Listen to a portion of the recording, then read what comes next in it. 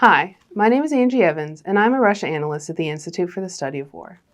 Today, we'll be breaking down the doctrinal method of advance that the Russian military appears to be using in Ukraine right now. The Russian military appears to be developing a doctrinal method for advance that aims to conduct slow envelopments of frontline towns, at a scale that is reasonable for Russian forces to conclude before culminating. This means that Russian forces are trying to bite off small areas of the front line one at a time, instead of trying to penetrate Ukraine's defensive positions and make advances deep into rear Ukrainian positions in a single operation. Let's look at the seizure of Avdiivka for a practical example. Russian forces began offensive operations aimed at seizing Avdiivka in October 2023, and slowly worked to expand their two salients northwest and southwest of Avdiivka through November and December.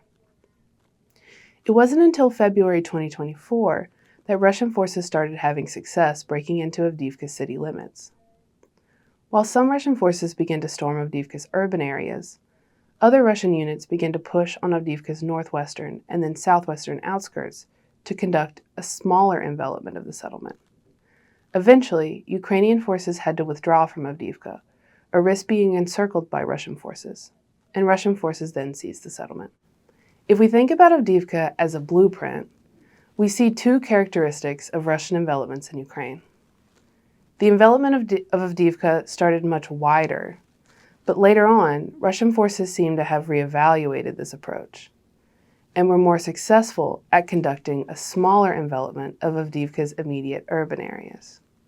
Deeper and broader envelopments risk overextending frontline forces and having Russian efforts culminate before they can sufficiently threaten and force Ukrainian troops to withdraw. We also see that Russian forces didn't technically close this pocket and encircle Ukrainian forces in Avdiivka.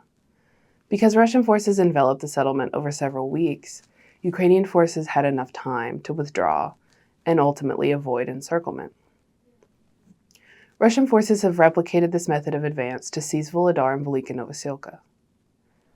Russian forces were more successful in these more limited envelopments, but we see that neither operation resulted in the encirclement and entrapment of Ukrainian forces. Instead, Russian forces used these envelopments to force Ukrainian troops to withdraw and abandon the settlements, allowing Russian forces to seize the settlements without having to fight for them street by street. The Russians appear to be trying to conduct similar envelopments near Pokrovsk and Kupiansk, but these envelopments are on a larger scale and could be more complicated. Russian forces spent the better half of 2024 trying to seize Pokrovsk and setting conditions to envelop Pokrovsk and Mirnohrad.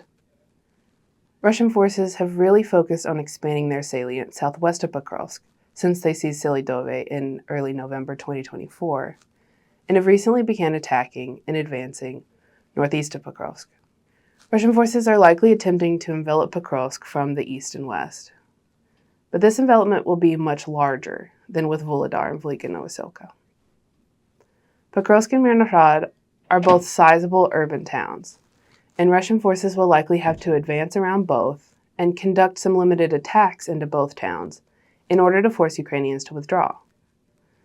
This will be a months-long effort and is going to eat up a lot of Russian manpower and materiel. The envelopment of Kupiansk will also be a serious months-long undertaking for the Russians. Russian forces have been working to create and expand a salient south of Kupiansk and up to the Oskil River since July 2024, which really highlights how much time the Russian military is willing to expend on these envelopments. Russian forces recently intensified assaults north of Kupiansk and are aiming to connect both of these salients and envelop Kupiansk from the west. Russia's ability to undertake an envelopment in the Kupiansk direction, modeled on Russian activity in Donetsk Oblast, is also really interesting. Russian forces have previously failed to learn and implement lessons learned across several directions, which has resulted in a lot of losses over the last 3 years. The Russian military's ability to iterate on this method across multiple areas of the front line indicates that the Russian General Staff may be improving its ability to disseminate lessons learned across multiple sectors. And above all, Russia's willingness to expend months, and possibly even years, to take one town highlights that Russian commanders aren't concerned with the speed of their advance, likely because they believe that the war will drag on forever. Russian President Vladimir Putin's theory of victory assumes that the Russian military will be able to keep advancing in Ukraine indefinitely. And Putin has repeatedly indicated that he has no interest in a resolution to the war on any terms but those he dictates.